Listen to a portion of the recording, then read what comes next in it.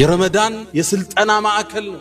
ለውጦን እንዲወጣም ይፈለግባቸው መሰረታዊ ነገሮች አሉ። እኛ ህይወት ላይ ረመዳን ምን ለውጥ አምጥቷል ነው ወይስ የረሃብ አድማ ውስጥ ብቻ ነው ያለነው? ረመዳን ለኛ አስተምሮት ሊሄድ የፈለገው ነገር ህይወታችን እየተከሰተን ነው ወይ? አላህ ጾምን ለምን እንደደነገገው ተናግሮ ሲቋጨው ለዓለኩም ተተቁን ተቅዋን ታዳብሩ ዘንድ ይከጀላል። ህይወታችሁ ዘንድ ለውጥ ይመጣ ዘንድ ይፈለጋል። የረሃብ አድማ አይደለም አላህ ያሰበው።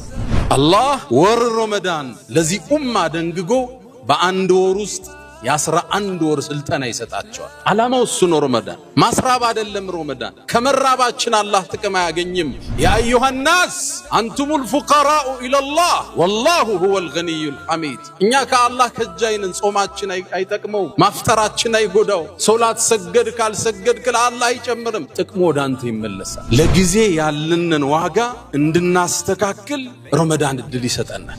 ለጊዜ ለአንድ ሰዓት አይደለም ለአንድ ደቂቃ ዋጋ እንድትሰጥ ወር ሙሉ ይኮተኩታል።